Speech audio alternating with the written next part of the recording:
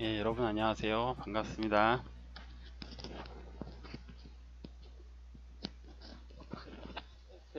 새해 들어서 처음으로 뵙는데 어떻게 잘 연휴 보내셨어요?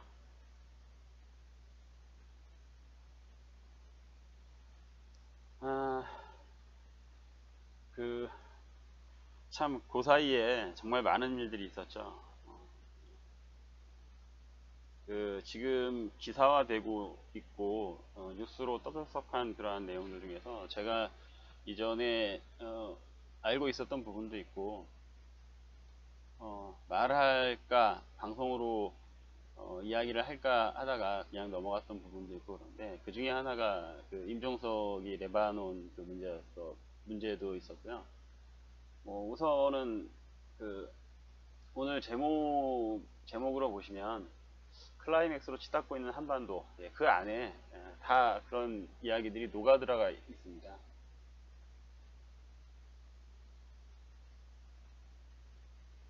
마이크 소리가 작나? 어, 예, 이제는 괜찮을 거예요. 그러면 이거 좀 편하게는 못하네. 좀 편하게 하려고 마이크를 좀 고정시켜 놓고 했는데 어서 오세요. 청와대님, 메시브님 어서 오세요. 최윤기님 반갑습니다. 지금은 어때요?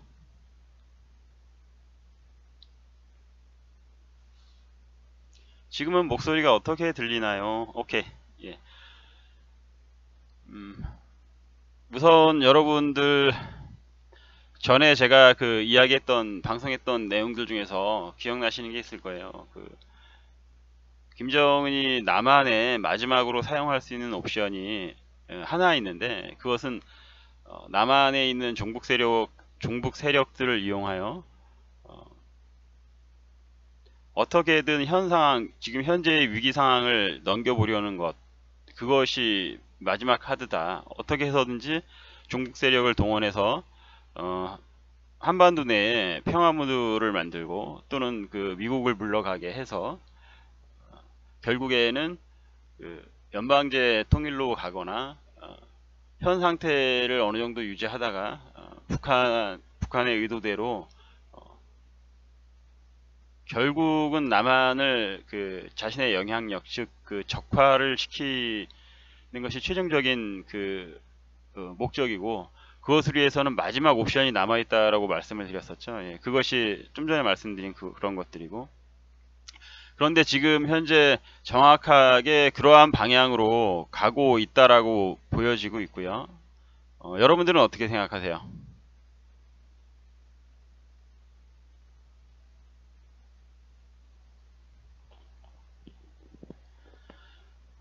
지금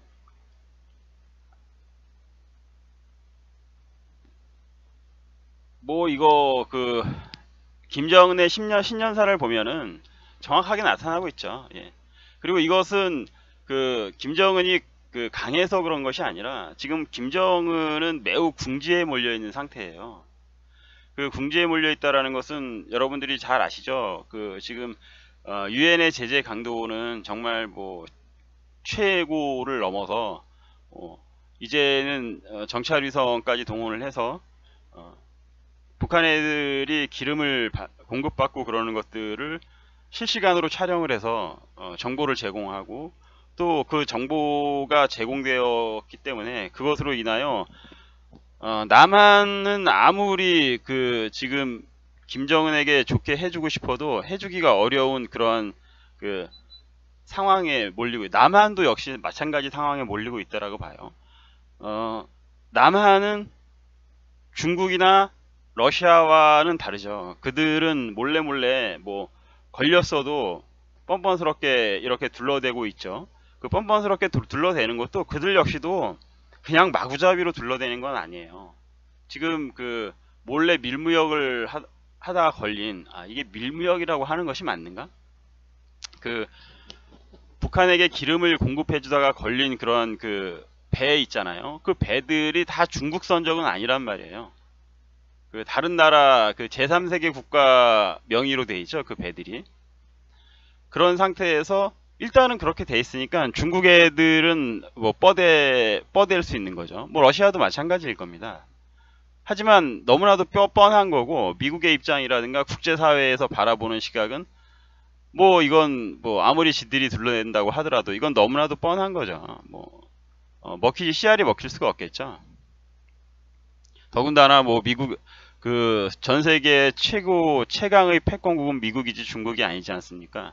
미국이 뻗대면 욕을 하더라도 모두들 어쩔 수는 없지만 이건 다른 거죠.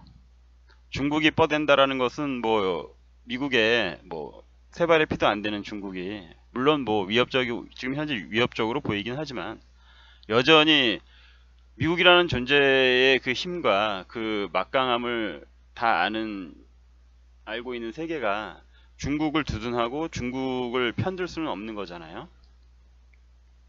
그래서 지금 중국도 그렇고 중국이나 러시아 또 남한, 특히 남한 같은 경우에는 국제사회에서의 어떤 여론이나 이런 것을 전혀 무시할 수 있는 국가가 못 되죠.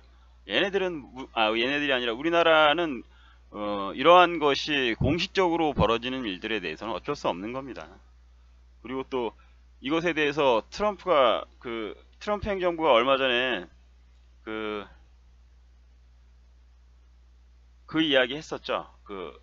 개성공단 폐쇄에 대해서 트럼프 행정부가 박근혜 정부가 단행했던 개성공단 폐쇄는 지지한다. 그것을 지, 그, 그 결정은 여전히 미국이 지지를 하고 아주 올바른 결정이다. 이렇게 이야기를 했단 말이에요. 그 이후서부터 대한민국 정부의 반응이 어떻죠? 미국이 그러한 공식 성명을 낸 이후로 대한민국은 아무런 반응도 내놓지를 못하고 있어요. 지금 완전히 그 부분에 대해서는 단 한마디도 언론에서 나오고 있지 않습니다. 그때 대한민국에서 뭐 통일부에서 전 정권을 공격하는 그런 강도라든가 언론 플레이 그날만을 봤을 때는 이건 그냥 수그러질 정도의 어떤 강도가 아니었거든요. 뭐 일주일이건 이주일이건 한 달 내내 떠들 기세였었는데 미국에서 딱 한마디 해버리니까 완전히 깨갱. 이건 무엇을 의미하나요? 지금 현 정부의 찌질함을 너무나도 잘 보여주고 있는 거죠. 그 이야기를 제가 말씀드리면서 마지막 옵션, 북한이 남은 마지막 옵션을 휘두르는 거에 있어서 대한민국의 어떤 공궁한 처지에 대해서 설명을 드렸던 적이 있을 거예요. 기억나시나 모르겠네요. 그게 어떤 내용이었냐면 대한민국은 이렇게 비유하면 적절할지 모르겠네요. 하지만 약간 좀 야하더라도 이해해 주십시오. 소위 바람피다 걸린 바람을 피우다 걸린 배우자죠. 예. 그 바람을 피운 것을 정보를 알게 되고 목격한 어떤 본 남편이든 본 부인이든 그것에 해당하는 자는 미국이고, 그런데 중요한 것은 꽃뱀이나 제비에 해당하는 북한이 지금 남한의 머리채를 자꾸 흔드는 거 아니에요. 흔들면서 협박을 하고 있단 말이에요. 협박을 하고 있어요. 근데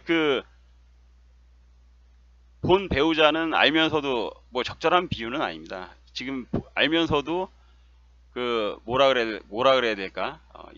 버릴 수는 없고 망하게 할 수는 없고, 그래서 지켜보고 있는 상황인데, 이 여자 중간에 있는 바람을 피운 여자이든 남자이든 이것이 문제란 말이에요.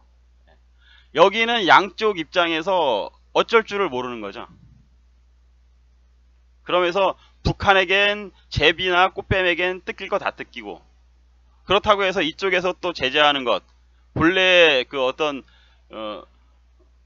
배우자죠. 배우자가 이야기하는 것에 대해서도 그거는 또 더 들을 수밖에 없겠죠.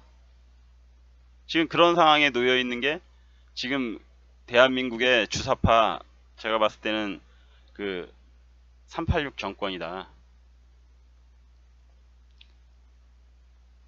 저는 정말 이 세대들, 저에게도 해당하는 세대인데요. 저의 세대이기도 한데요. 정말 대한민국 역사에 있어서 그리고 우리 대한민국 이전에 있었던 그런 국가들 역사를 통틀어서 최악의 세대라고 생각을 해요.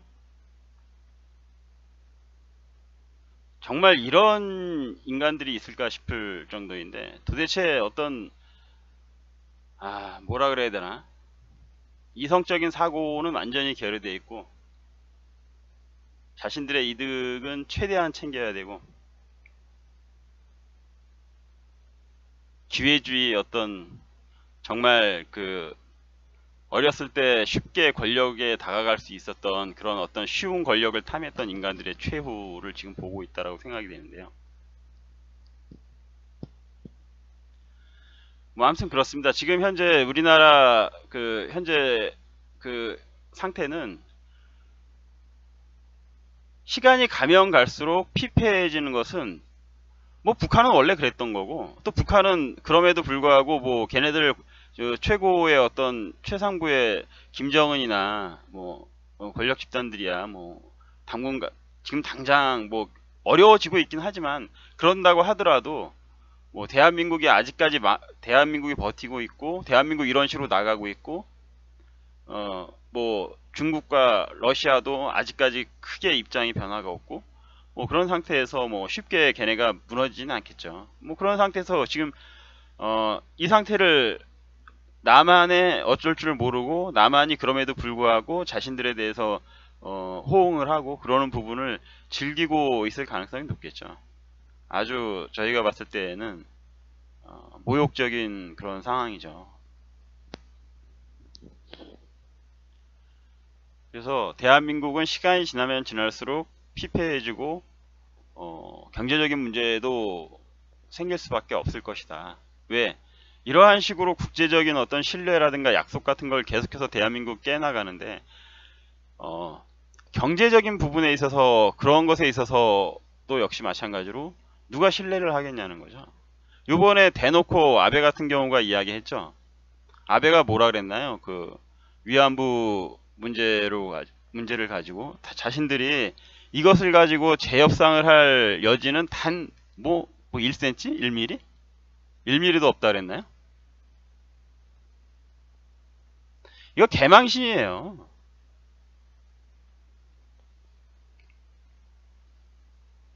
이런 문제 갖고 상대국의 그 정상이 대놓고 언론에 대고 그렇게 이야기한다라는 것은 정말 뭐라 그래야 되나? 원래 외교 문제 같은 경우에는 말을 상당히 조심해서 하고 돌려서 하잖아요. 더군다나 방송에다 대고 이야기할 땐 더더욱이 그렇단 말입니다. 근데 아예 협상의 여지가 더 이상 뭐 우리가 어떠한 이야기를 하기도 어려울 정도로 우리가 민망하게 우리가 창피하게끔 아베가 그냥 질러버렸어요. 이거는 뭐 전 세계에다 대고 공표를 한 거죠. 한국이라는 나라하고는 저거 이상한 나라야. 대화할 필요가 없어. 뭐 그렇게 해버린 거죠.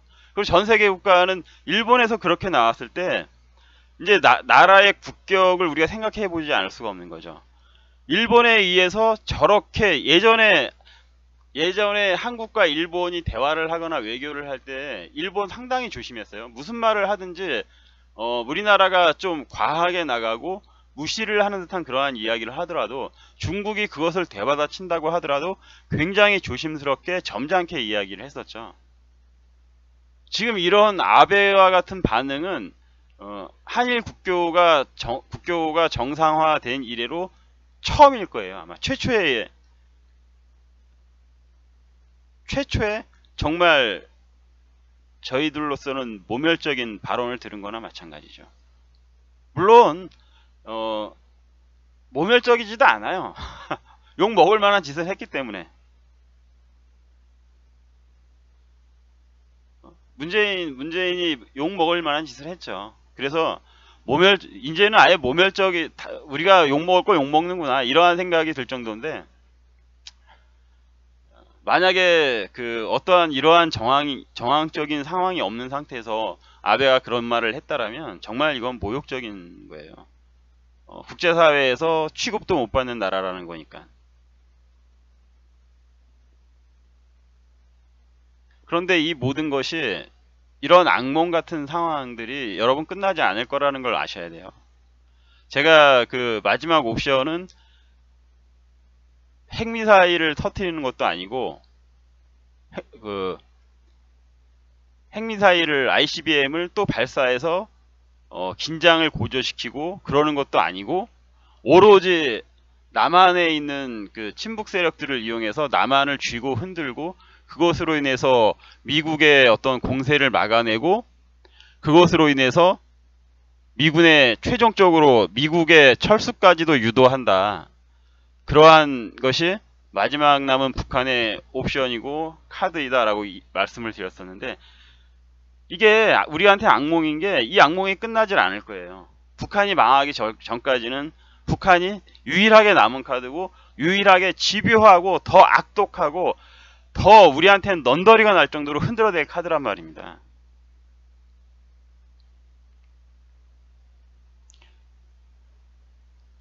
어떠한 상황이 오기 전까지?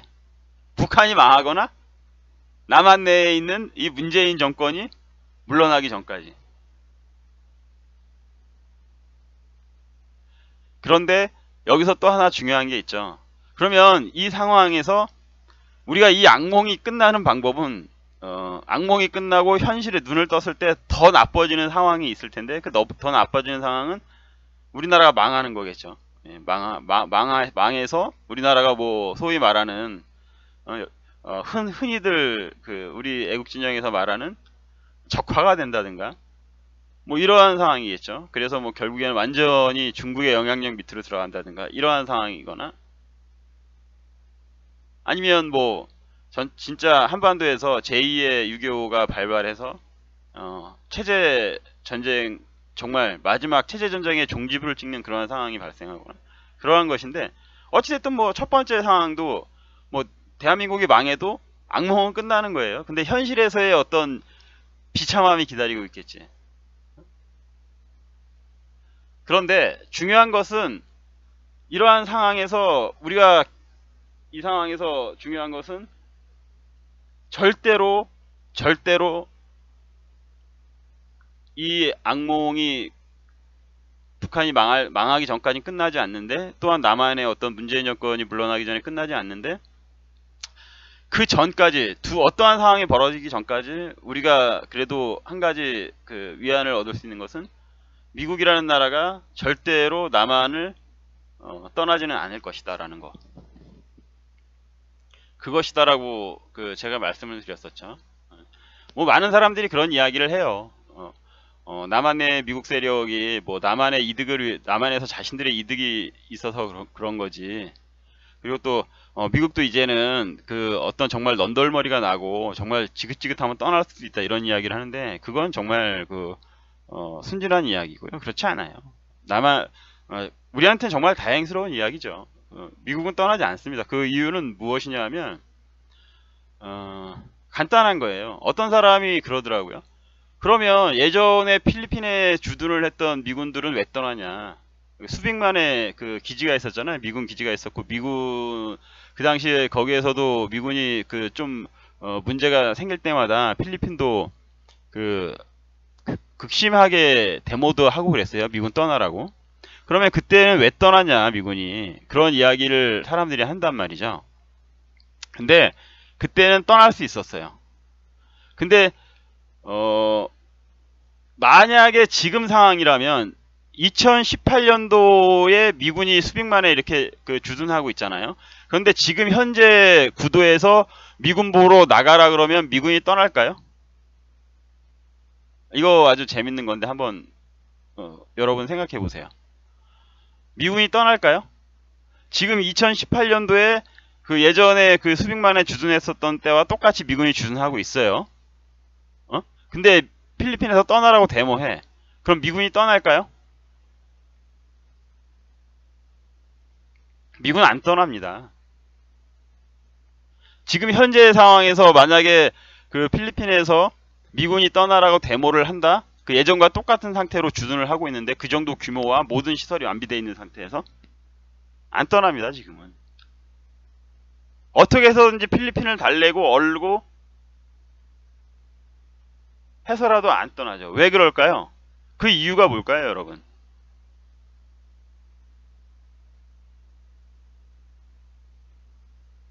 그 이유는 뭐냐면 중국이 정말 깡패처럼 커 있기 때문에 그런 거예요.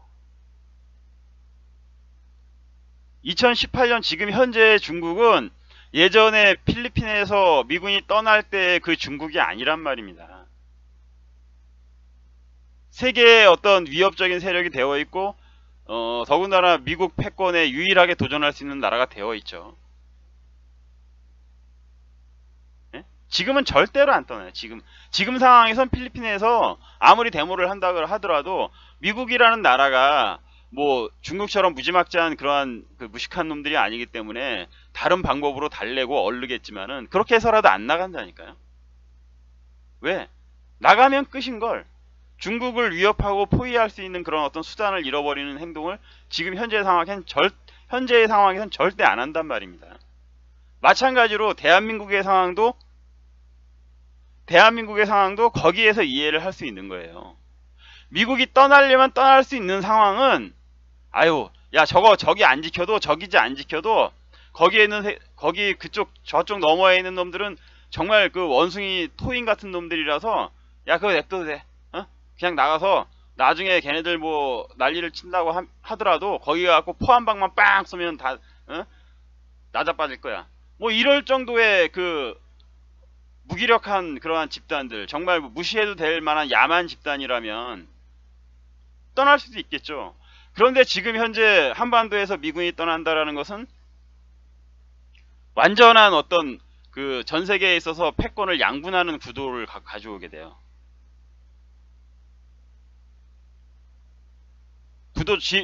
지형학적인 그 구도로 봤을 때 전 세계의 패권을 양분하게 된다니까. 그리고 그것에 나중에 오는 심리적인 어떤 그 뭐라 그래나 후폭풍 같은 것은 제가 저번 시간에 말씀을 드렸죠. 이것을 물러서게 되면 미국은 곧바로 몰락의 전주가 된다라는 이야기를 제가 말씀을 드렸습니다. 그래서 그것 하나 안 떠난다라는 게 되고요. 그러면 앞으로는 어떻게 되나 우리는, 예, 결국엔 이 악몽은 미국의 결심에 따라서 끝이 나느냐, 어떤 식으로 끝이 나느냐가 결정이 되겠습니다, 여러분. 미국이 어떠한 결심을 하느냐에 대해서 이 악몽은 끝이 날지 안 날지 결정이 됩니다. 잠깐 우선 여기까지 말씀을 드리고 여러분께 영상 하나 보여드릴게요. 영상 보시고요. 또 이야기 이어가겠습니다. 어디 갔냐? 재밌는 영상이에요. 자, 갑니다. 부분이 결국은 UAE 원전 수주의 결정적인 전환점이 됐다고 저는 생각합니다. 그 짧지만 밤늦게 UAE 왕세자하고 몇 차례 통화를 하면서 한국이 이 원전 수주를 통해서 단순히 이익만 취하려는 게 아니고 UAE의 미래상을 같이 만들어 나가겠다는 강한 의지를 갖고 있구나. 5번째인가 전화하실 때는 대통령께서 한번 그 UAE를 와주시면 어떻겠느냐. 그래가지고 12월 23일에서 아마 26일 날 그 UAE를 방문하셔가지고 이제 왕세자가 공항까지 직접 나온 것은 이례적인 일이었죠. 특별한 대접은 거기에서 끝나지 않았습니다. 모든 게 서프라이즈의 연속이라고 보죠. 왜냐하면 예정이 없었던 아부다비 왕세자가 갑자기 헬기 타고 와서 영접도 하고, UAE 측에서 갑자기 이명박 대통령님을 저희 왕세자가 모시고 가겠다, 직접 동승을 해서 그야말로 이제 두 분만의 대화가 시작이 된 거죠.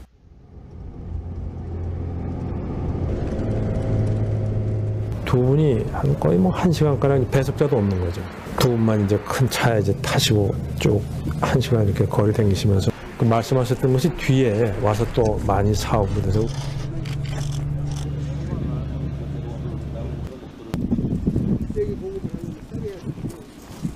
기존에 있었던 일정들이 계속 변경돼서 번거롭고 당혹스럽고 불편은 하지만 야, 뭔가 이루어지겠다.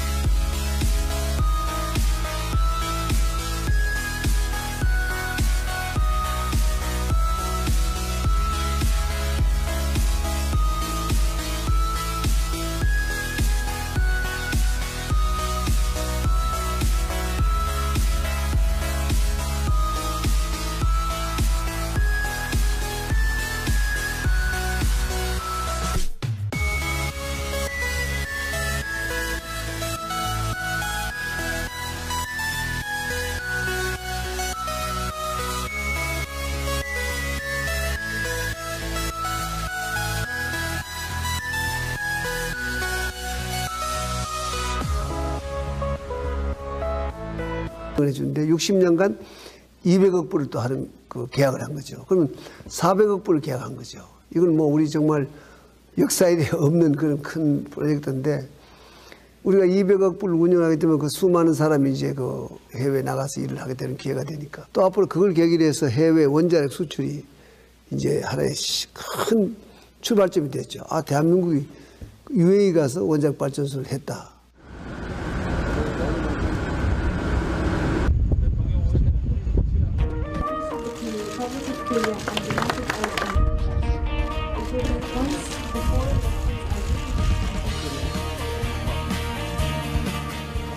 집요하고 고집스럽고 게다가 포기라는 것은 도통 모르는 대한민국의 대통령. 어쩌면 그들에게 깊이 새겨진 대한민국의 얼굴은 그렇지 않았을까요?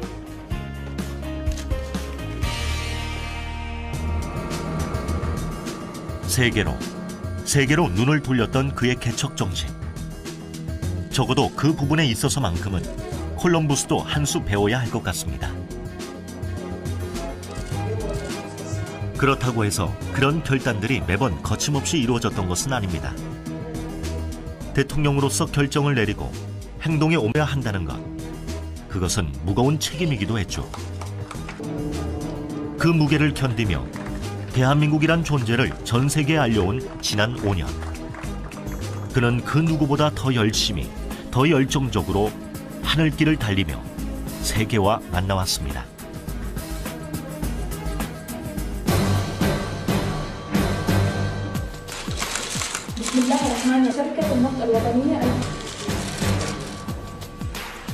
이제 그는 또다시 새로운 내일을 생각합니다. 그리고 또다시 더 큰 세상으로 나아갈 준비도 합니다.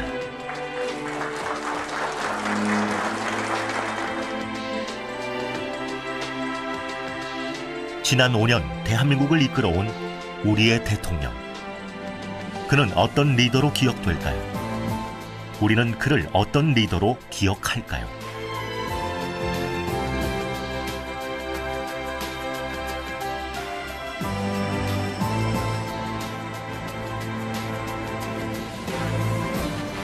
(5년) 동안 쉼없이 올랐던 하늘길. 그는 다시 그의 날개가 되어준 전용기에 오릅니다. 그에게 하늘길은 새로운 세상으로 향하는 통로이자 새로운 세상을 꿈꾸게 하는 두근거리는 창이었죠. 보통 하는 게 아닌데. 감사합니다.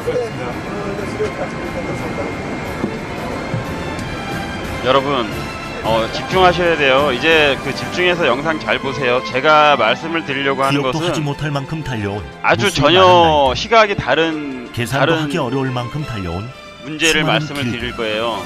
기존에 이제 이야기하시는 분들하고는 대통령의 아주 이름으로 시각이 달려온 다른 그의 방향에서 하늘길 지금 여정은 문제들을 이야기할 끝이 거거든요. 났습니다. 그 집중하셔야 돼요. 이 영상을 보여드리는 이유가 있습니다. 다시 한번 보여드리겠습니다. 여기에서 잘 보세요. 이 영상에서 여러분 잘 보십시오. 이명박 대통령이 아랍에미레이트에 내릴 때 거기 의장대가 그 사열할 때 그 의장대의 동작을 한번 잘 보세요, 여러분. 그래가지고 12월 20 다시 한번 보여드리겠습니다. 이 의장대들 동작 잘 보세요. 의장대 아랍에미레이트 의장대 동작을 한번 잘 보십시오. 대통령께서 한번 그 UAE를 와주시면 어떻겠느냐. 그래가지고 자, 동작 보세요. 23일에서 아마 26일 날가 전화하실 때는 대통령께서 한번 그 UAE를 와주시면 어떻겠느냐. 그래가지고 12월 23일에서 아마 26일 여러분 느끼시는 게 있나요? 전화하실 때는 이 사람들 의장대 와주시면 어떻겠느냐. 그래가지고 12월 의장대인데 다리 모양이라든가 동작이 다섯 번째인가 절도는 두 번째 치고 맞지를 않아요. 한번 그 UAE를 와주시면 어떻겠냐. 최고의 최정의 의장대는 정말 훈련량이 많습니다. 26일 날 다시 보세요. 강한 의지를 갖고 있구나. 다섯 번째인가 전화하실 의장대가 한 나라를 대표하는 의장대가 다리 동작도 안 맞고 절도는 일단 두 채 치고 동작이 안 맞습니다. 동작이. 총 들고 하는 거 보세요. 다시 한번 보세요. 제가 여러 번 보여드리는 이유가 있어요. 다섯 번째인가 전화하실 때는 대통령께서 한번 그 UAE를 와주시면 어떻겠느냐. 자, 보십시오. 12월 23일에서 아마 26일 날 여러분 그 보셨죠? UAE 방문하셔가지고 느낌이 어떠신가요? 왕세자가 공항까지 직접 나온 여러분 느낌이 어떠세요? 엉망진창입니다. 엉망진창. 다시 이 이야기를 하는 것은 제가 이유가 있습니다. 여러분, 아랍 국가 군대가 어떻다라는 걸 여러분들에게 보여드리기 위해서 그 말씀을 드리는 거예요. 요번에는 아주 유명했던 동영상입니다. 이라크군을 훈련시키는 미군인데요. 미군들이 이라크군을 훈련시키는데 정말 애를 먹어요.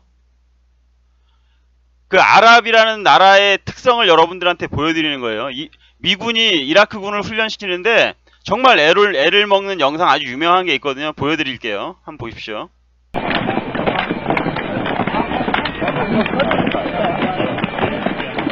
PT입니다. PT. 우리 유격 때 저런 거 상상할 수 있나요?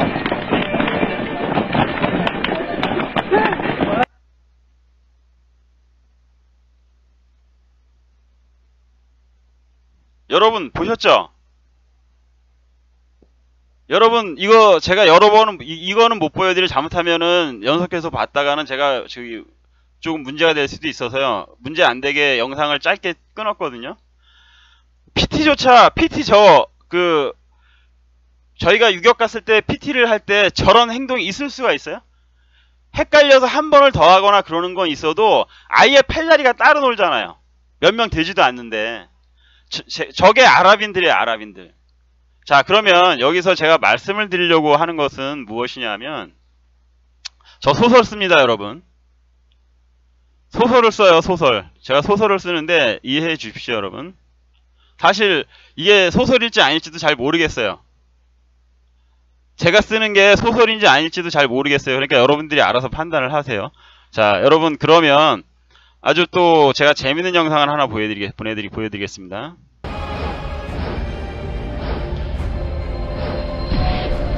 이건 아크 부대예요. 지금 아랍에미리트에 파견되어 있는 아크 부대입니다. 아크 부대는 지금까지의 파병 부대와는 전혀 다른 유형의 파병 부대로서 비분쟁 지역에서의 군사 협력을 목적으로 하는 새로운 개념의 파병 부대입니다. 아크 부대는 열사의 악조건 하에서 한국군 단독 훈련을 비롯해 UAE 군과의 연합 훈련을 통해 전천 후 특수전 수행 능력을 배양하고 있습니다. 특히 50도를 넘나드는 높은 기온과 사막 지형 등 우리나라에서는 경험할 수 없는 새로운 작전 환경에서의 해외 전지 훈련을 통해 전투력을 향상시켜 나가고 있습니다. 국군의 새로운 역사인 아크 부대는 단순히 UAE 특수전 부대와의 연합 훈련을 뛰어넘는 그 이상의 성과를 만들어 나가고 있습니다. 아크 부대는 열사의 땅 아랍에미리트에서 UAE 특수전 부대는 물론 미국, 프랑스, 호주 등 UAE에 주둔하고 있는 10여 개 국가의 특수전 부대에게도 대한민국 국군의 우수성을 알리는 군사 외교관 역할을 병행하고 있습니다. 더 나아가 한 UAE 양국 간 군사 교류 협력의 토대를 마련했습니다. 세계가 주목하는 대한민국의 위상을 드높이고 우리 문화를 널리 알리는 등 국군의 새로운 역사를 창출해 나가고 있습니다. 아크 부대 전 장병은 대한민국을 대표한다는 긍지와 사명감으로 매 순간 최선을 다하고 있습니다. 세계 최강 특전부대의 위상을 드높이고 대한민국의 국격 향상에 기여하는 국군의 새로운 역사를 창조해 나가겠습니다.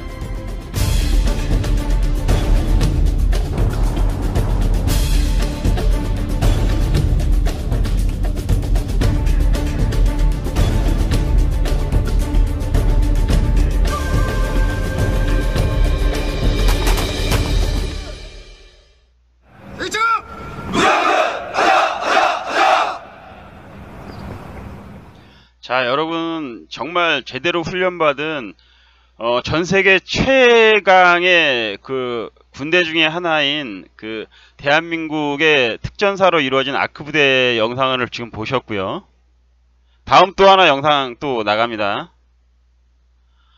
아크 부대는 전원 간부로 구성이 되어 있는 부대죠. 전원 간부입니다. 하지만 지금 이 해병 특경대는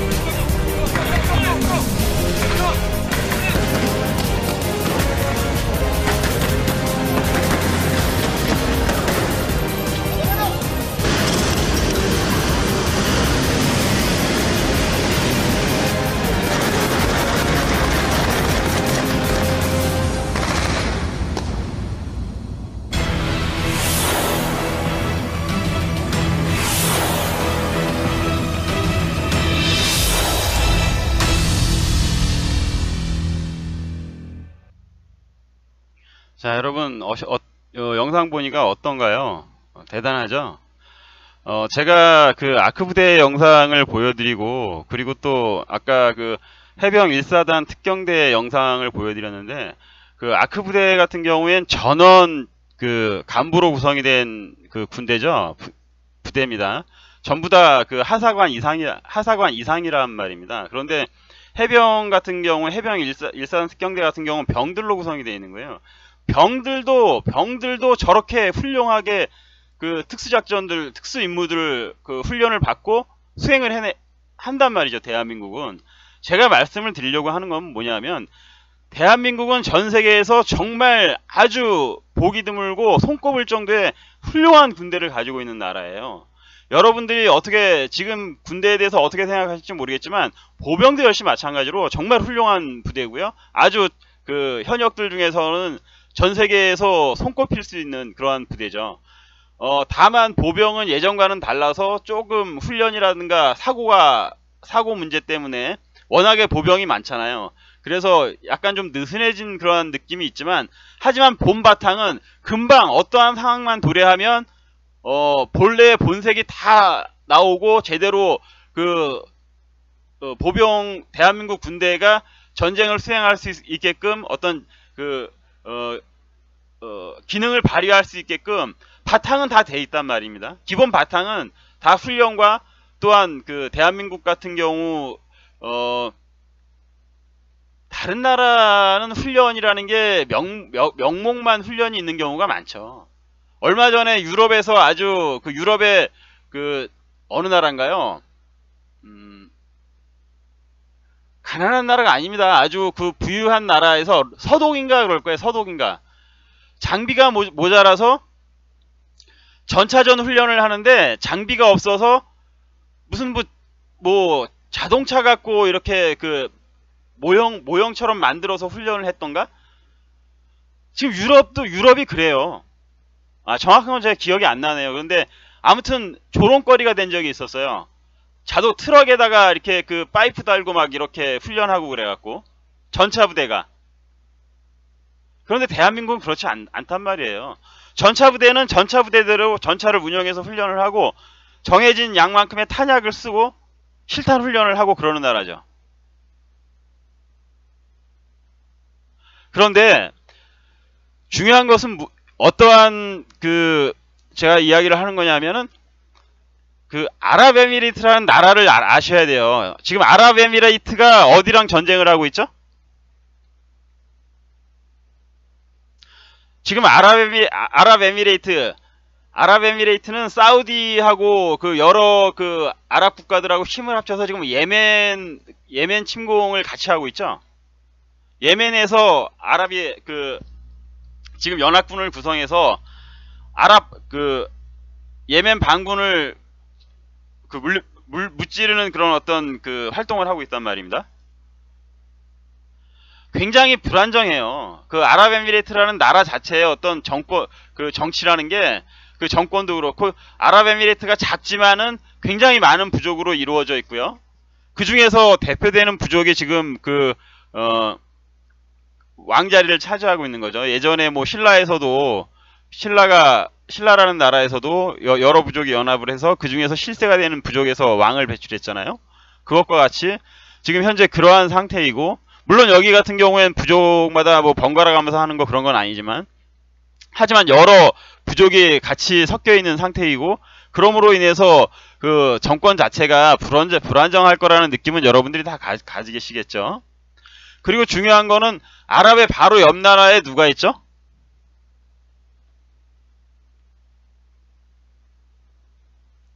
아랍의 바로 옆 나라는 카타르가 있죠.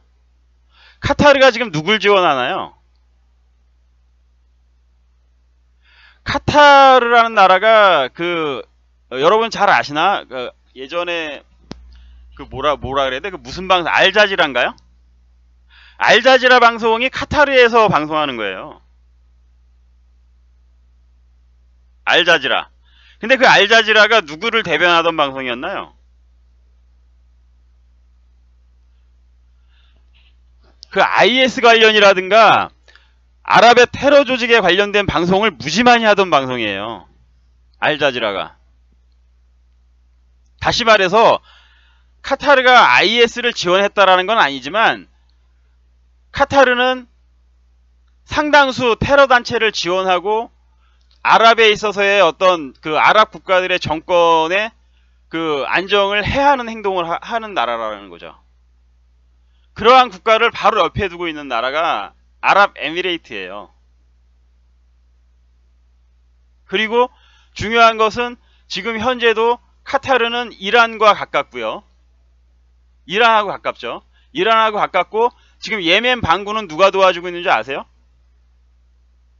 예멘이라는 나라의 반군은 이란이 도와주고 있어요.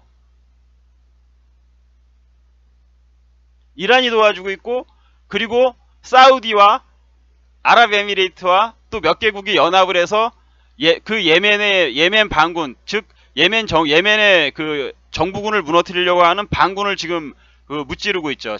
그것들을 지금 박멸하려고 아랍에미레이트가 지금 나서고 있는 상태예요. 그것은 무엇을 뜻하는 건가요? 지금 현재 사우디 반도가, 아라비아 반도가 굉장히 불안정한 상태예요.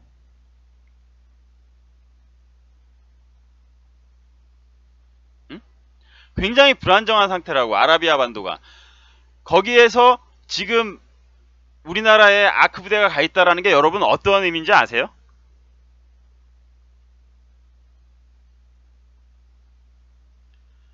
여러분, 저는 지금 소설을 쓰고 있어요.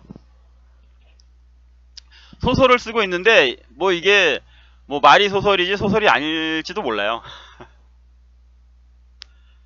지금 아크 부대가 가 있는 이유가, 아크 부대가 지금 어느 정도의 부대인가요? 아크 부대가 대대급이 가 있는 거예요. 특전사가 대대급이면 지금 몇 명 정도 가고 있는 거죠? 대대급으로 한 140, 150명이 가 있는 거란 말이에요.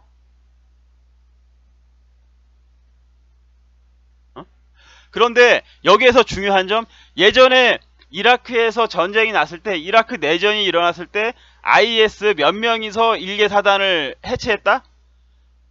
그 아랍의 군대라는 게 얼마나 웃기냐면 IS 몇십 명이서 IS가 몇십 명이 그 이라크의 한 개 지역에 침투를 하고 이라크 정규 사단이 있는 지역을 공략을 했거든요. 몇십 명이서. 그랬는데 그 사단이 무너져 버렸어요.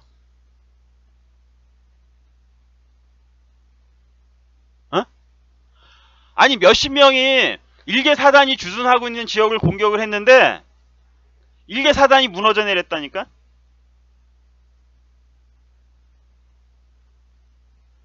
그런데 지금 그러한 아랍 국가의 저런 최정예, 정말 미군도 부러워하고 전 세계에서 전쟁이 나갖고 미군이 그 도움이 필요할 때 가장 미군에서 원하는 부대가 어느 나라 군대인지 아세요?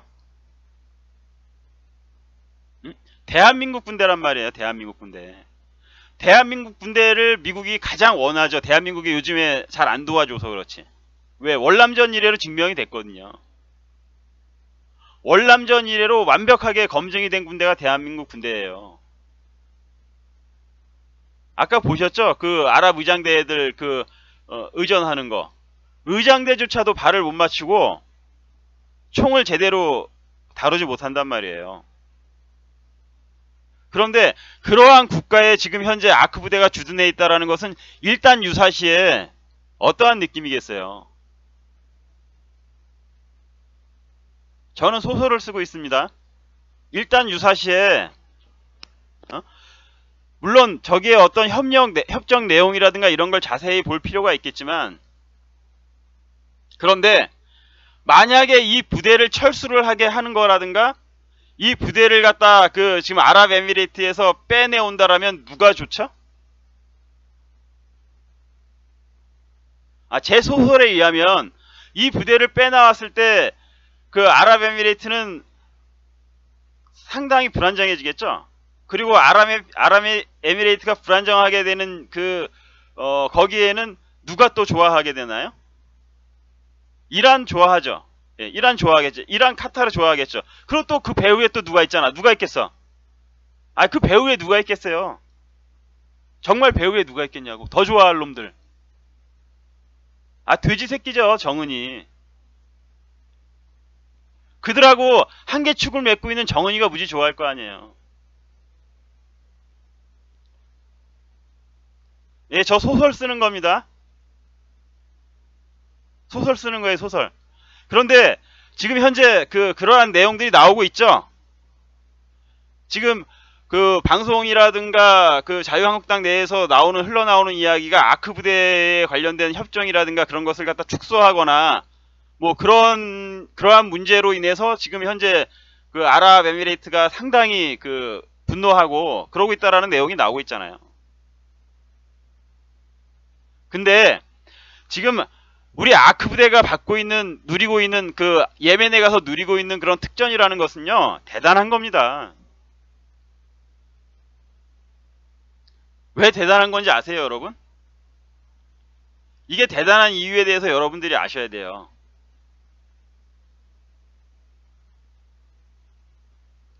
지금 아랍에미레이트는 우리에게 원전도 수주해주고 그것도 원전 관리권까지 줬지만은 더 중요한 거는 이런 우리가 왜 쓸데없이 대대급을 파견하냐 이런 말 같은 거 뭐 모르는 사람들은 할 수도 있어요.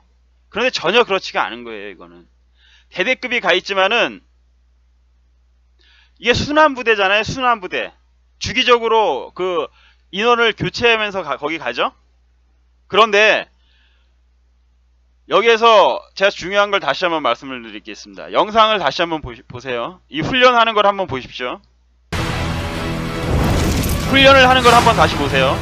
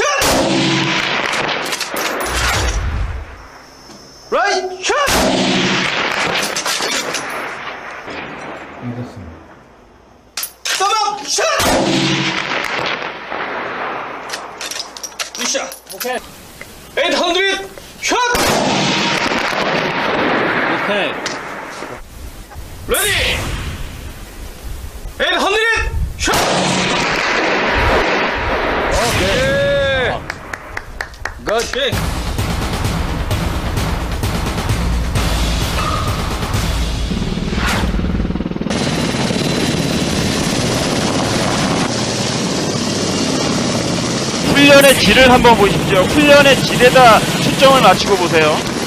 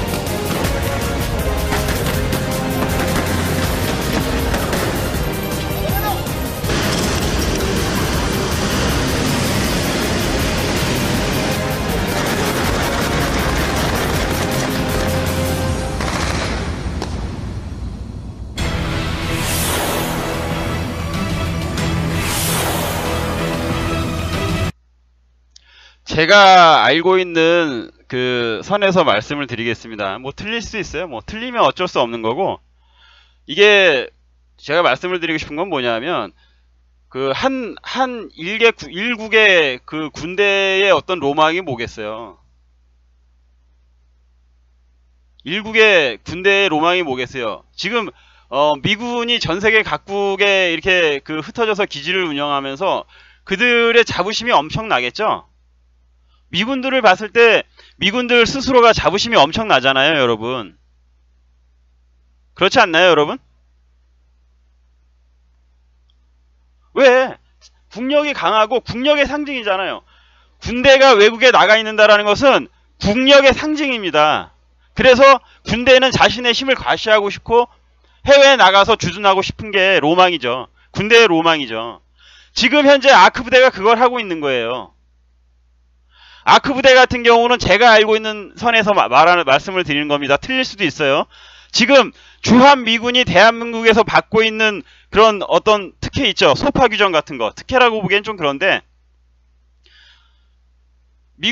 대한민국에 미군이 주둔하면서 받고 있는 규정 있잖아요. 그것과 동일한 규정 속에서 지금 나가 있는 거예요. 여러분 이해되세요? 그러한 어떤 소파 규정 같은 것을 가지고 해외에 나가 있더라는 것이 얼마나 자부심이 있겠어요. 그 어떤 로망을 지금 아크 부대가 실현하고 있는 거예요. 외국에 나가서. 얼마 전은 아니고 예전에 아크 부대원이 그 아랍에미레이트에서 사고를 친 적이 있습니다. 사고를 친 적이 있는데 그 당시에 별 문제 안 되고 그냥 귀국시켰어요. 그 나라에서 별 문제 안 되고 귀국 조치만 됐다고. 뭐 정확한 거는 틀릴 수도 있겠지만은 대략 그렇습니다. 뭐 딴지 걸지는 마세요. 그런 일이 있었고요. 이거 대단한 거잖아요, 이런 거. 본인들 또 우리나라 군대가 이것을 자각하고 있을 때 우리나라 군대의 사기는 높아질 수밖에 없는 거란 말입니다. 그리고 돈도 역시 마찬가지로 저들은 해외에 나가 있기 때문에 거기 파병군에 준하는 봉급을 받을 것이고, 그리고 또 하나 중요한 건 뭐냐면 대한민국에서 특전사 그 하사관 하나 키워나는데 얼마 드는지 아세요? 대한민국에서 특전사 하사관 키워내는데 몇 억 들어요, 몇 억. 그런데 중요한 것은 우리나라 저 아크 부대가 해외에 나가 있으면서 지금 현재 우리나라에선 돈이 부족하고 예산이 부족하고 기름이 부족하고 뭐 어떤 수송기 같은 게 부족해서 못하는 훈련들 있죠. 지금 UAE의 자산들을 마음껏 공짜로 이용하고 있다니까요. 총탄, 실탄 같은 것도 마찬가지고요. 우리는 뭐 소총탄이나 이런 건 모르겠는데요. 가격이 비싼 그러한 류의 실탄이라든가, 그리고 또 비행기를 띄우는 문제에 있어서 우리나라는 그 공수훈련을 하는 게 쉬운 일이 아니에요. 우리나라가 지금 잘 산다라고 하지만. 그런데 UAE는 산유국이잖아요. 그리고 돈이 많잖아요. 그리고 자국에 아까 제가 소설을 쓴 부분이 있잖아요. 자국을 하는 소설에서 자국 군대를 교육을 시키고 그러는 데 있어서 아낌없이 훈련을 해야 될 거 아니에요. 그리고 돈도 많고 기름도 남아돌고, 다시 말해서 공수훈련이고 뭐고 우리나라에서 하기 힘든 훈련을 마음껏 한단 말입니다. 그 나라에 가서 우리나라에서 못하는 것들을 마음껏 할 수 있는 그런 어떤 기회를 지금 가지고 있는 거예요, 우리나라 공수부대가. 그리고 중요한 것은 한 부대가 가서 끝까지 있는 게 아니라 계속해서 순환 근무를 하잖아요. 순환 근무를 하면서 우리나라의 그 전투력은, 우리나라 특전사의 질은 점점 높아지는 거예요. 왜? 거기 갔다 오면은 이 친구들은 또 한국에서 얼마 동안 더 근무해야 되잖아요. 계속해서 거기 가서 많은 훈련을 하는 사람들이 순환을 해서 거쳐오면서 늘어나겠죠. 대한민국에. 예, 맞습니다. 바로 그거예요. 일석이조예요. 일석이조라고. 사실 우리나라 부대가 저렇게 해외에서 인정을 받을 수밖에 없는 것은 실질적으로 이러한 어떤 특수전이라든가 이러한 훈련 같은 게 사실은 육군 부대에서도 가능했었던 거예요. 육군 사단에서도. 육군 사단에서 예전에 제가 군복무 할 때만 해도 육군 사단 수색대 정도면요, 정말 웬만한 특전사 못지않게 훈련을 했어요. 다만 돈이 많이 들어가고 더 어떤 그 난이도가 있는 그 어떤 특수 교육을 안 받았을 뿐이지. 예전 군대가 그랬고요. 지금도 역시 마찬가지로 그 베이스는 어떤 상황이 됐을 때는 바로 그 정도의 그 훈련과 어떤 기량을 발휘할 수 있게끔 준비는 우리 육군도 지금 충분히 계속해서 해 나가고 있죠. 하지만 그것은 뭐 지금 현재로서는 일반 육군 보병부대는 뭐 이 정도는 아니고, 아니죠. 그건 분명히 아니겠죠. 하지만 뭐 육군 부대에서도 특수부대 같은 경우 뭐 헌병대라든가 뭐 군단 특공여단이라든가 지금도 수색대도 역시 마찬가지로 훈련을 많이 받죠. 예. 마찬가지로 그 육군도 역시 그러한 부대들이 있고요. 그 중에서 특전사 같은 경우, 특전사 우리나라 몇 개 그 여단이 있나요? 그 여단 같은 경우에는 계속해서 돌아가면서 지금 뽑아서 훌륭한 인원들을 뽑아서 보내고 거기서 마음껏 훈련하고 돌아와서 또 돌아온 상태에서 또 그 국내에서도 역시 마찬가지로 그 경험을 전수하고 뭐 그러면서 계속해서 전력의 향상을 가져오겠죠. 그런데 중요한 것은 그 UAE에서 어느 순간 이명박 대통령 때 무슨 일이 있었죠? 아덴만의 여명인가? 아덴만의 여명 작전이 있었죠? 여명 3호 무슨 호 그 피랍 사건이 있었을 때 이명박 대통령 때 뭔가요? 그게 무슨 사건인가요? 그게? 그게 뭐지? 아덴만 여명 작전이었구나. 아덴만 여명 작전. 그때 그 우리나라 그 네이비 실이 정말 멋있게 작전을 했잖아요. 그거 굉장히 어려운 거예요. 미국도 그런 작전 쉽게 못할 거예요. 아마 못할 거예요. 제가 봤을 때는 실패 확률이 더 높아요. 근데 우리나라 그 네이비 실이 그 3호 주얼리호 그 당시에 그 필압됐을 때, 해적들한테 필압됐을 때 정말 대담한 작전을 전개해서 한 명의 그 인원 손실 없이 그 작전을 끝마쳤잖아요. 인질도 무사히 구출하고, 뭐 석해군 선장이 뭐 총알 몇 방 맞은 건 있지만은 뭐 그 정도는 어쩔 수 없는 거고, 뭐 거의 피해가 없다라고 봐도 무방한 거죠. 그게 전 세계를 통해서 다 중계가 됐죠, 그 당시에. 그래서 정말 대한민국의 특수전 부대의 어떤 위상을 드높였는데, 그 이후일 거예요, 아마. 그 이후에 그 아랍에서 이번엔 그 실까지 보내달라 그랬어요.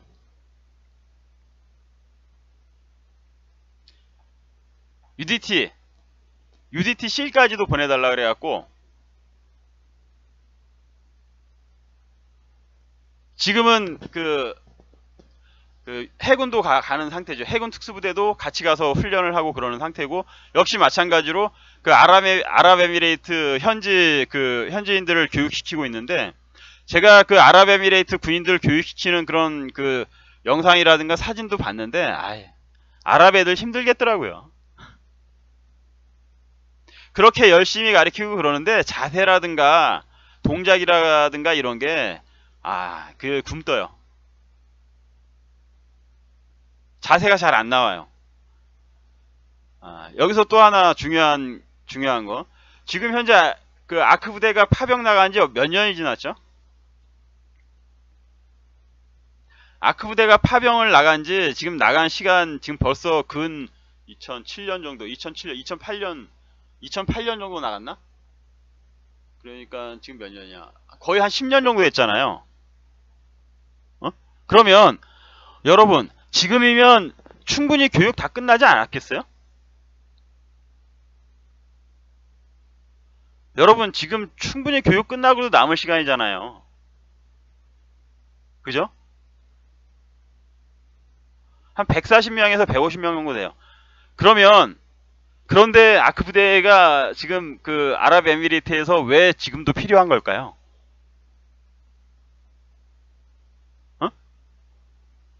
아랍에미레이트는 지금도 계속 원한단 말이에요.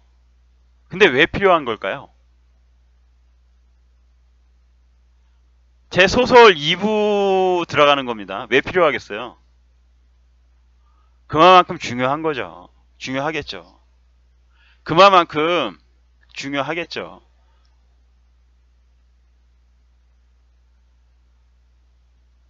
왕권이 얼마나 든든하겠어요. 그 나라 정부가 봤을 때는 얼마나 든든하겠습니까? 저런 부대가, 최강의 전력이 IS 몇십 명한테도 깨지는 아랍 군대인데, 몇만 명이 몇십 명 몇백 명한테 깨지는 군대인데, 예?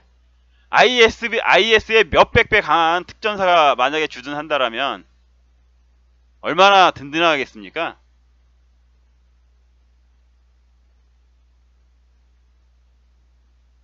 그리고 중요한 것은 우리나라에게도 엄청나게 큰 국력의 신장을 과시하는 일이고, 동시에 우리나라 군대에게도 엄청나게 이득이 되는 파병이다라는 것을 우리가 알아야 된다라는 겁니다. 알아야 되는 거예요. 아랍에미레이트 입장에서는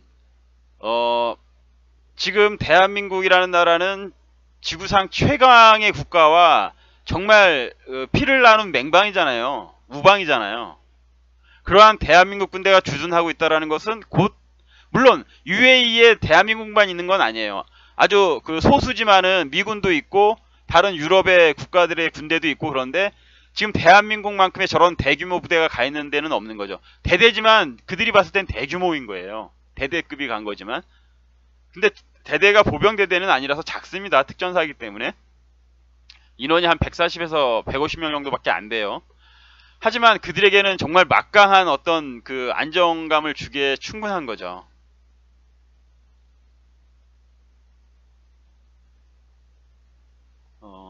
그런 의미에서 지금 아랍에미리트에 파견되어 있는 아크 부대를 좀 이해해 주셨으면 여러분들한테 감사하겠고요. 그리고 이것은 결국엔 궁극적으로 뭐냐, 대한민국이 좋은 건 누구한테 제일 싫어요? 대한민국에 제일 싫어하는 거는 당연히 짱깨도 싫고, 그 중에서 제일 싫은 건 돼지가 제일 싫겠죠. 김정은이 제일 싫겠죠. 그러면 김정은이 싫은 건 또 누가 싫어요? 김정은이 싫은 거는 당연히 또 누가 싫겠습니까?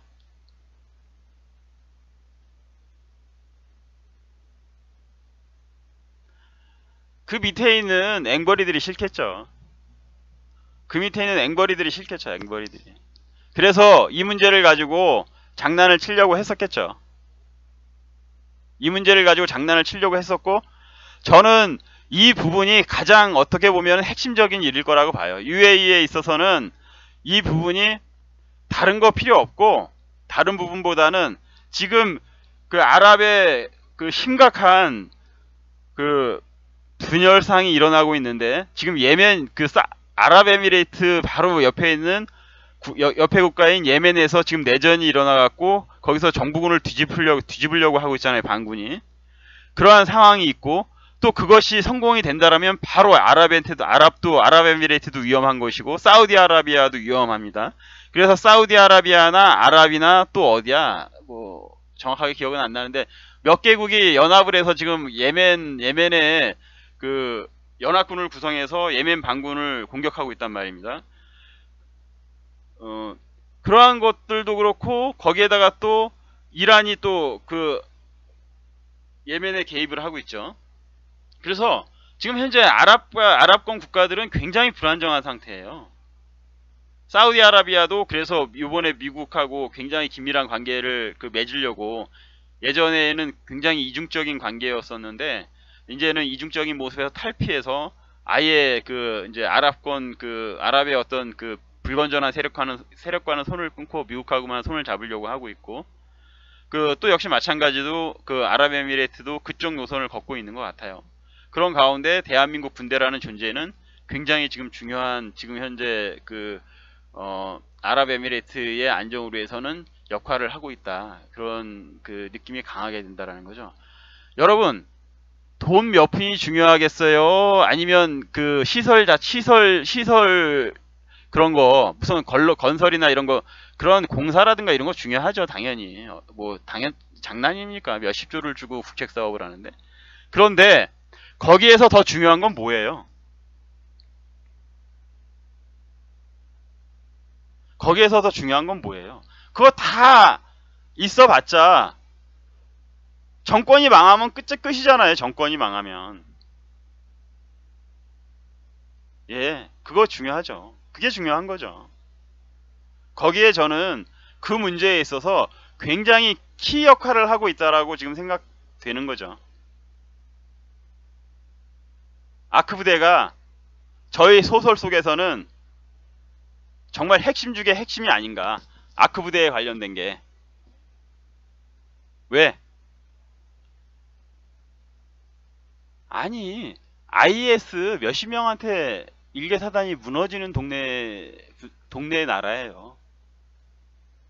IS 몇십 명한테 사단 몇 개 사단이 풍지박살나는 그러한 지역의 국가예요. 그런데 세계 최강의 특전사 UDT CL이 가 있으면 저 사람들은 도대체 얼마를 해내겠어요? 사우디아라비아도 혹시 접수하지 않을까요? 저 정도 전력이면? 제가 이 이야기가 좀 길어져서 지금 이야기를 하려고 하는 것들이 많이 빗나갔는데요. 그 이야기는 제가 내일 하는 걸로 할게요. 내일 하는 건 뭐냐면, 오늘 그 제목에 단 그것이 그대로입니다. 북 마지막 옵션에서 최강의 카드를 꺼내들다. 이 부분은 제가 앞에서 좀 제대로 설명을 안 하고 여기까지 흘러왔습니다. 근데 이 부분은 내일 한번 다시 더 이야기를 해볼게요. 여러분, 오늘 방송 들어주셔서 감사하고요. 오늘 방송은 여기서 마치겠습니다. 음악을 들으면서 나머지 제가 사진 보여드리면서 방송 마칠게요. 고맙습니다, 여러분.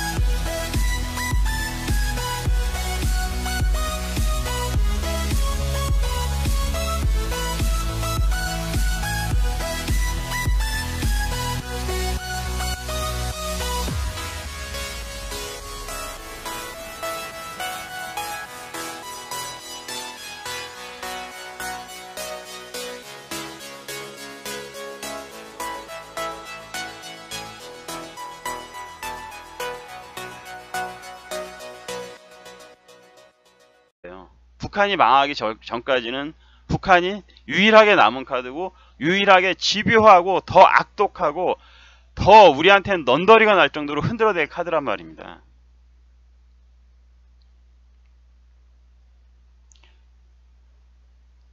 어떠한 상황이 오기 전까지? 북한이 망하거나 남한 내에 있는 이 문재인 정권이 물러나기 전까지. 그런데 여기서 또 하나 중요한 게 있죠. 그러면 이 상황에서 우리가 이 악몽이 끝나는 방법은 악몽이 끝나고 현실에 눈을 떴을 때 더 나빠지는 상황이 있을 텐데 그 더 나빠지는 상황은 우리나라가 망하는 거겠죠. 예, 망해서 우리나라가 뭐 소위 말하는 흔히들 그 우리 애국 진영에서 말하는 적화가 된다든가 뭐 이러한 상황이겠죠. 그래서 뭐 결국에는 완전히 중국의 영향력 밑으로 들어간다든가 이러한 상황이거나 아니면 뭐 진짜 한반도에서 제2의 6.25가 발발해서 체제 전쟁, 정말 마지막 체제 전쟁의 종지부를 찍는 그러한 상황이 발생하거나 그러한 것인데, 어찌됐든 뭐 첫 번째 상황도 뭐 대한민국이 망해도 악몽은 끝나는 거예요. 근데 현실에서의 어떤 비참함이 기다리고 있겠지. 그런데 중요한 것은 이러한 상황에서 우리가 이 상황에서 중요한 것은 절대로 이 악몽이 북한이 망하기 전까지 끝나지 않는데, 또한 남한의 어떤 문재인 정권이 물러나기 전에 끝나지 않는데, 그 전까지 어떠한 상황이 벌어지기 전까지 우리가 그래도 한 가지 그 위안을 얻을 수 있는 것은 미국이라는 나라가 절대로 남한을 떠나지는 않을 것이다라는 거. 그것이다라고 제가 말씀을 드렸었죠. 뭐 많은 사람들이 그런 이야기를 해요. 남한의 미국 세력이 뭐 남한에서 자신들의 이득이 있어서 그런 거지. 그리고 또 미국도 이제는 어떤 정말 넌덜머리가 나고 정말 지긋지긋하면 떠날 수도 있다, 이런 이야기를 하는데, 그건 정말 순진한 이야기고요. 그렇지 않아요. 우리한테는 정말 다행스러운 이야기죠. 미국은 떠나지 않습니다. 그 이유는 무엇이냐 하면 간단한 거예요. 어떤 사람이 그러더라고요. 그러면 예전에 필리핀에 주둔을 했던 미군들은 왜 떠나냐. 수백만의 기지가 있었잖아요. 미군 기지가 있었고, 그 당시에 거기에서도 미군이 문제가 생길 때마다 필리핀도 극심하게 데모도 하고 그랬어요. 미군 떠나라고. 그러면 그때는 왜 떠나냐, 미군이. 그런 이야기를 사람들이 한단 말이죠. 근데 그때는 떠날 수 있었어요. 근데 만약에 지금 상황이라면 2018년도에 미군이 수백만에 이렇게 주둔하고 있잖아요. 그런데 지금 현재 구도에서 미군 보러 나가라 그러면 미군이 떠날까요? 이거 아주 재밌는 건데 한번 여러분 생각해 보세요. 미군이 떠날까요? 지금 2018년도에 예전에 수백만에 주둔했었던 때와 똑같이 미군이 주둔하고 있어요. 근데 필리핀에서 떠나라고 데모해. 그럼 미군이 떠날까요? 미군은 안 떠납니다. 지금 현재 상황에서 만약에 필리핀에서 미군이 떠나라고 데모를 한다? 예전과 똑같은 상태로 주둔을 하고 있는데, 그 정도 규모와 모든 시설이 완비되어 있는 상태에서 안 떠납니다. 지금은 어떻게 해서든지 필리핀을 달래고 얼고 해서라도 안 떠나죠. 왜 그럴까요? 그 이유가 뭘까요, 여러분?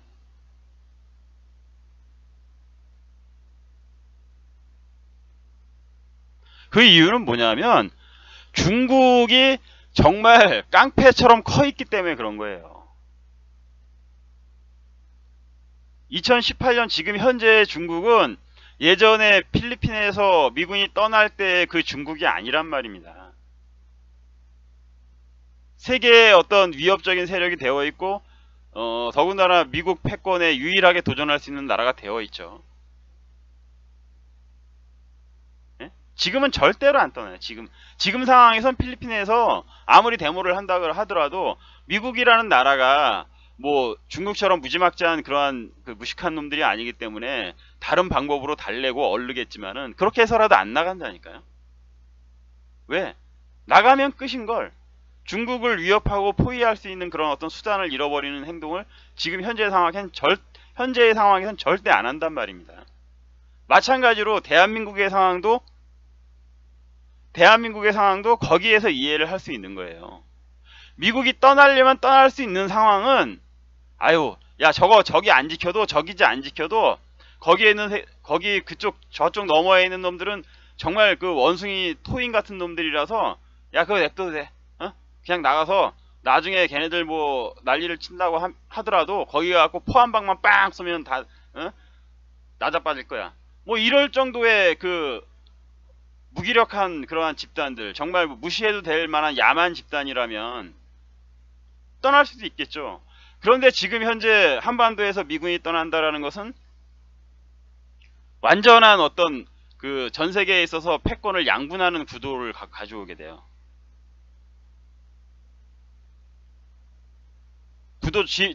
지형학적인 그 구도로 봤을 때 전 세계의 패권을 양분하게 된다니까.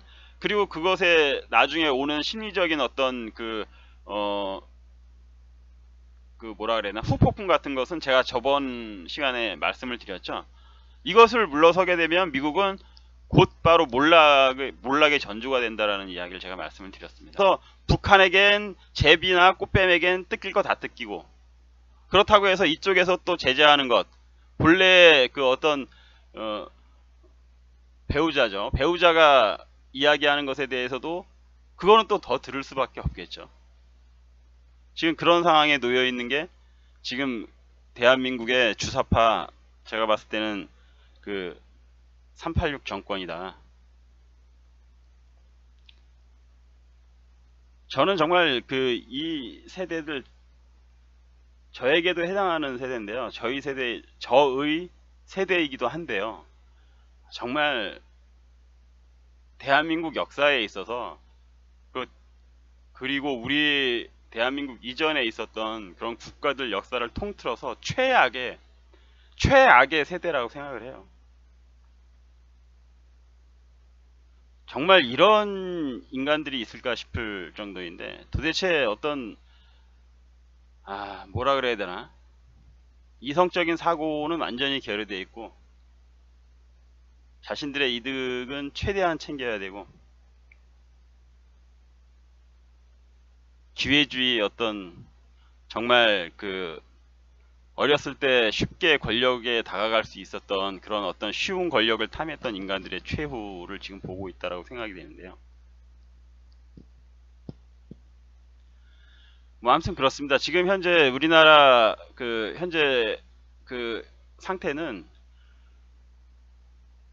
시간이 가면 갈수록 피폐해지는 것은, 뭐 북한은 원래 그랬던 거고, 또 북한은 그럼에도 불구하고 뭐 걔네들 최고의 어떤 최상부의 김정은이나 뭐 권력 집단들이야 뭐 당분간 지금 당장 뭐 어려워지고 있긴 하지만, 그런다고 하더라도 뭐 대한민국이 아직까지 대한민국이 버티고 있고, 대한민국 이런 식으로 나가고 있고, 뭐 중국과 러시아도 아직까지 크게 입장이 변화가 없고, 뭐 그런 상태에서 뭐 쉽게 걔네가 무너지지는 않겠죠. 뭐 그런 상태에서 지금 이 상태를 남한에 어쩔 줄 모르고, 남한이 그럼에도 불구하고 자신들에 대해서 호응을 하고 그러는 부분을 즐기고 있을 가능성이 높겠죠.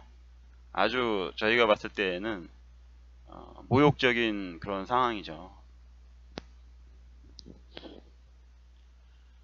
그래서 대한민국은 시간이 지나면 지날수록 피폐해지고 경제적인 문제도 생길 수밖에 없을 것이다. 왜? 이러한 식으로 국제적인 어떤 신뢰라든가 약속 같은 걸 계속해서 대한민국 깨나가는데, 경제적인 부분에 있어서, 그런 것에 있어서 또 역시 마찬가지로 누가 신뢰를 하겠냐는 거죠. 요번에 대놓고 아베 같은 경우가 이야기했죠.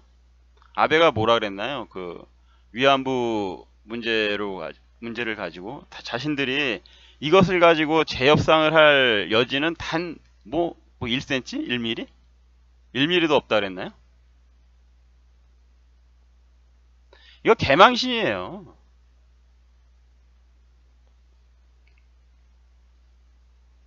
이런 문제 갖고 상대국의 그 정상이 대놓고 언론에 대고 그렇게 이야기한다라는 것은 정말 뭐라 그래야 되나? 원래 외교 문제 같은 경우에는 말을 상당히 조심해서 하고 돌려서 하잖아요. 더군다나 방송에다 대고 이야기할 땐 더더욱이 그렇단 말입니다. 근데 아예 협상의 여지가 더 이상 우리가 어떠한 이야기를 하기도 어려울 정도로 우리가 민망하게, 우리가 창피하게끔 아베가 그냥 질러버렸어요. 이거는 뭐 전 세계에다 대고 공표를 한 거죠. 한국이라는 나라하고는 저거 이상한 나라야. 대화할 필요가 없어. 뭐 그렇게 해버린 거죠. 그리고 전 세계 국가는 일본에서 그렇게 나왔을 때 이제 나라의 국격을 우리가 생각해 보지 않을 수가 없는 거죠. 일본에 의해서 저렇게 예전에 예전에 한국과 일본이 대화를 하거나 외교를 할 때 일본 상당히 조심했어요. 무슨 말을 하든지 우리나라가 좀 과하게 나가고 무시를 하는 듯한 그러한 이야기를 하더라도 중국이 그것을 되받아친다고 하더라도 굉장히 조심스럽게 점잖게 이야기를 했었죠. 지금 이런 아베와 같은 반응은 한일 국교가 정상화된 이래로 처음일 거예요. 아마 최초의 정말 저희들로서는 모멸적인 발언을 들은 거나 마찬가지죠. 물론 모멸적이지도 않아요. 욕 먹을 만한 짓을 했기 때문에. 문재인이 욕 먹을 만한 짓을 했죠. 그래서 이제는 아예 우리가 욕 먹을 거 욕 먹는구나 이러한 생각이 들 정도인데, 만약에 어떠한 이러한 정황적인 상황이 없는 상태에서 아베가 그런 말을 했다라면 정말 이건 모욕적인 거예요. 국제사회에서 취급도 못 받는 나라라는 거니까. 그런데 이 모든 것이, 이런 악몽 같은 상황들이 여러분 끝나지 않을 거라는 걸 아셔야 돼요. 제가 마지막 옵션은 핵미사일을 터뜨리는 것도 아니고, 핵미사일을 ICBM을 또 발사해서 긴장을 고조시키고 그러는 것도 아니고, 오로지 남한에 있는 친북 세력들을 이용해서 남한을 쥐고 흔들고 그것으로 인해서 미국의 어떤 공세를 막아내고, 그것으로 인해서 최종적으로 미국의 철수까지도 유도한다. 그러한 것이 마지막 남은 북한의 옵션이고 카드이다라고 말씀을 드렸었는데, 이게 우리한테 악몽인 게, 이 악몽이 끝나질 않을 거예요. 좀 전에 말씀드린 그런 것들이고. 그런데 지금 현재 정확하게 그러한 방향으로 가고 있다라고 보여지고 있고요. 여러분들은 어떻게 생각하세요?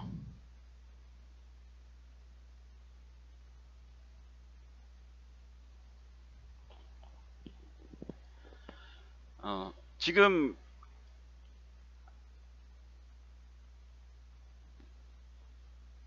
이거 김정은의 10년사를 보면은 정확하게 나타나고 있죠. 예.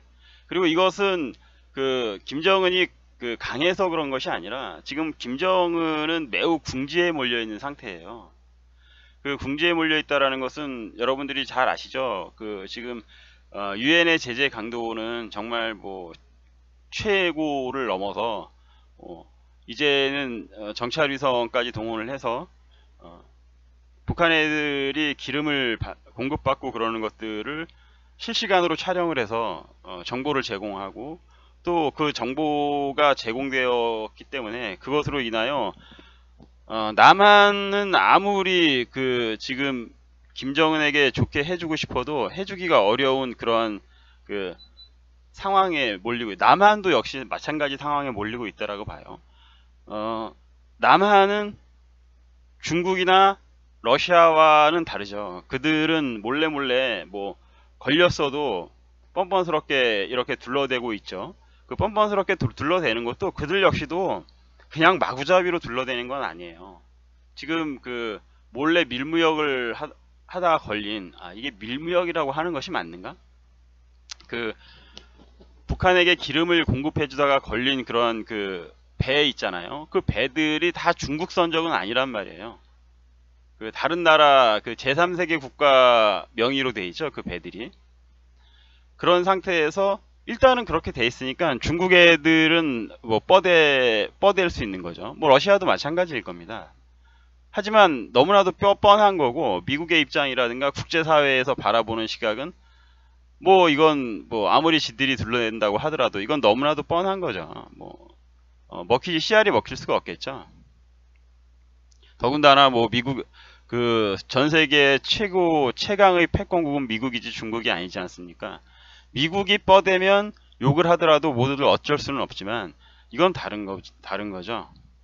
중국이 뻐댄다라는 것은 미국의 세 발의 피도 안 되는 중국이, 물론 지금 현재 위협적으로 보이긴 하지만, 여전히 미국이라는 존재의 그 힘과 그 막강함을 다 알고 있는 세계가 중국을 두둔하고 중국을 편들 수는 없는 거잖아요. 그래서 지금 중국도 그렇고 중국이나 러시아 또 그 남한, 특히 남한 같은 경우에는 국제사회에서의 어떤 여론이나 이런 것을 전혀 무시할 수 있는 국가가 못 되죠. 얘네들이 아니라 우리나라는 이러한 것이 공식적으로 벌어지는 일들에 대해서는 어쩔 수 없는 겁니다. 그리고 또 이것에 대해서 트럼프 행정부가 얼마 전에 그 이야기 했었죠. 그 개성공단 폐쇄에 대해서 트럼프 행정부가 박근혜 정부가 그 단행했던 개성공단 폐쇄는 지지한다. 그것을 그 결정은 여전히 그 미국이 지지를 하고 그 아주 올바른 결정이다. 이렇게 이야기를 했단 말이에요. 그 이후서부터 그 대한민국 정부의 반응이 어떻죠?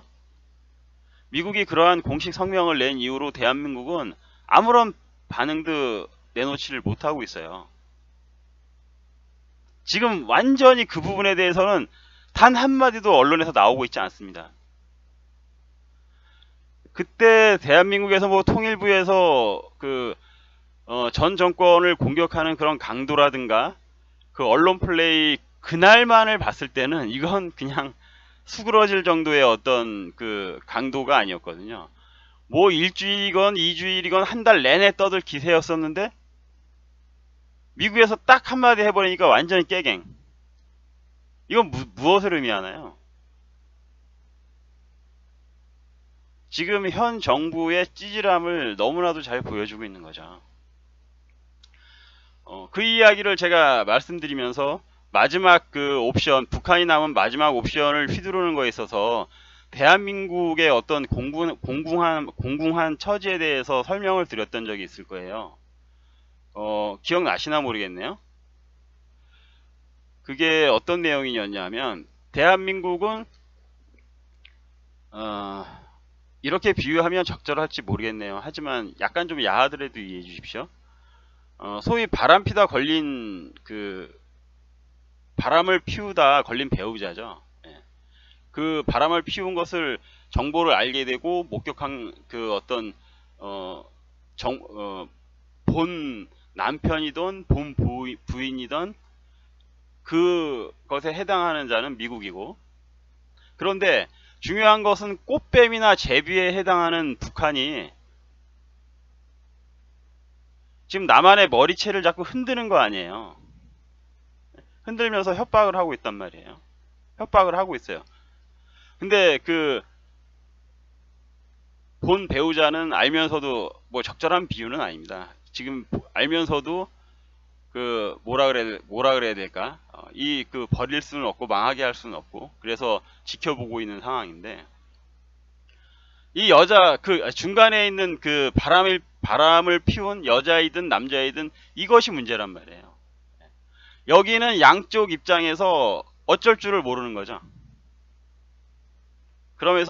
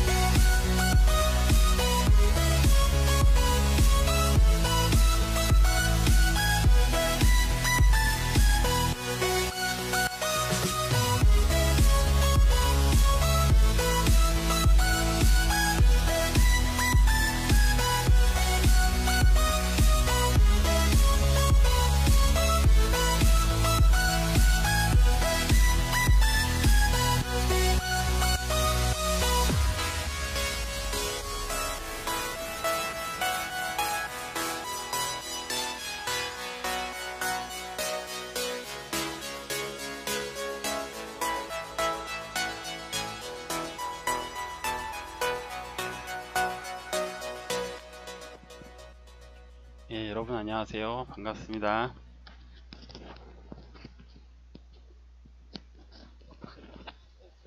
새해 들어서 처음으로 뵙는데 어떻게 잘 연휴 보내셨어요?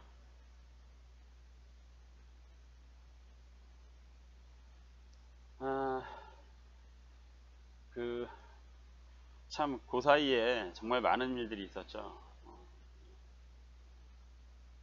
지금 기사화되고 있고 뉴스로 떠들썩한 그러한 내용들 중에서 제가 이전에 알고 있었던 부분도 있고 말할까 방송으로 이야기를 할까 하다가 그냥 넘어갔던 부분도 있고 그런데 그 중에 하나가 임종석이 레바논 문제도 있었고요. 우선은 오늘 제목으로 보시면 클라이맥스로 치닫고 있는 한반도, 그 안에 다 그런 이야기들이 녹아 들어가 있습니다.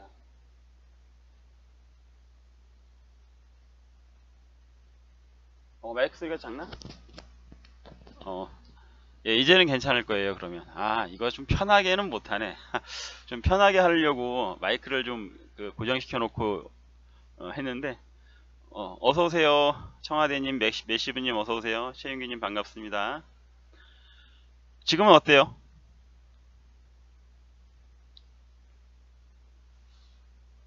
지금은 목소리가 어떻게 들리나요? 오케이. 예. 우선 여러분들 전에 제가 이야기했던 방송했던 내용들 중에서 기억나시는 게 있을 거예요.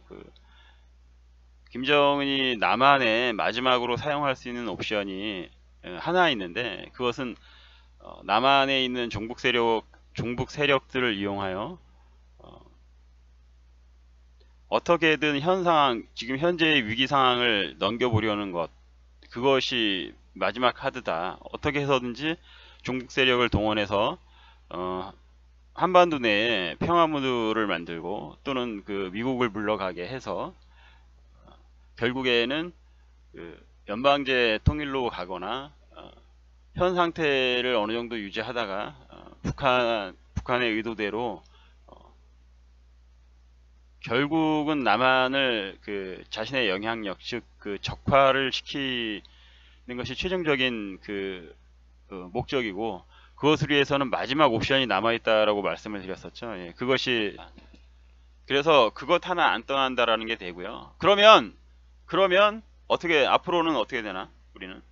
예, 결국엔 이 악몽은 미국의 결심에 따라서 끝이 나느냐, 어떤 식으로 끝이 나느냐가 결정이 되겠습니다, 여러분. 미국이 어떠한 결심을 하느냐에 대해서 이 악몽은 끝이 날지 안 날지 결정이 됩니다. 잠깐 우선 여기까지 말씀을 드리고 여러분께 영상 하나 보여드릴게요. 영상 보시고요. 또 이야기 이어가겠습니다. 어디 갔냐? 재밌는 영상이에요. 자, 갑니다. 부분이 결국은 UAE 원전 수주의 결정적인 전환점이 됐다고 저는 생각합니다. 짧지만 밤늦게 UAE 왕세자하고 몇 차례 통화를 하면서 한국이 이 원전 수주를 통해서 단순히 이익만 취하려는 게 아니고 UAE의 미래상을 같이 만들어 나가겠다는 강한 의지를 갖고 있구나. 5번째인가 전화하실 때는 대통령께서 한번 UAE를 와주시면 어떻겠느냐. 그래가지고 12월 23일에서 아마 26일 날 UAE를 방문하셔가지고 이제 왕세자가 공항까지 직접 나온 것은 이례적인 일이었죠. 특별한 대접은 거기에서 끝나지 않았습니다. 모든 게 서프라이즈의 연속이라고 보죠. 왜냐하면 예정이 없었던 아부다비 왕세자가 갑자기 헬기 타고 와서 영접도 하고 UAE 측에서 갑자기 이명박 대통령님을 저희 왕세자가 모시고 가겠다. 직접 동승을 해서 그야말로 이제 두 분만의 대화가 시작이 된 거죠.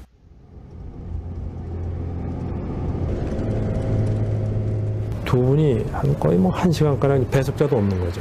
두 분만 이제 큰 차에 이제 타시고 쭉 1시간 이렇게 거리 다니시면서 그 말씀하셨던 것이 뒤에 와서 또 많이 사오고 그래서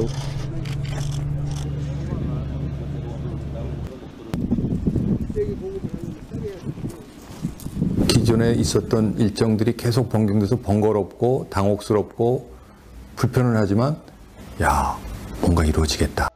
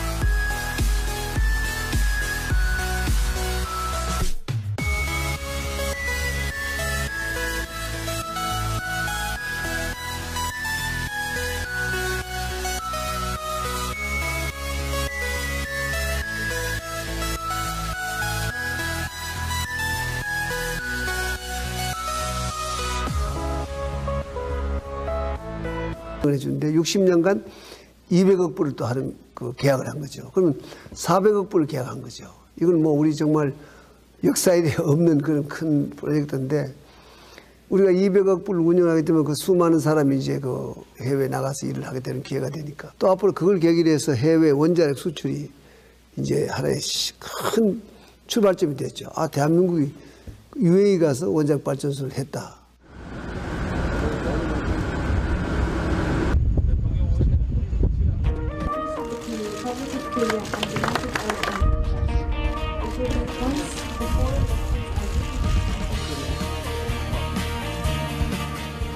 집요하고 고집스럽고 게다가 포기라는 것은 도통 모르는 대한민국의 대통령.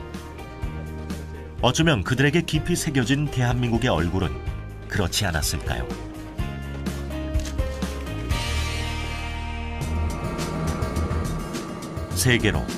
세계로 눈을 돌렸던 그의 개척정신. 적어도 그 부분에 있어서만큼은 콜럼부스도 한 수 배워야 할 것 같습니다. 그렇다고 해서 그런 결단들이 매번 거침없이 이루어졌던 것은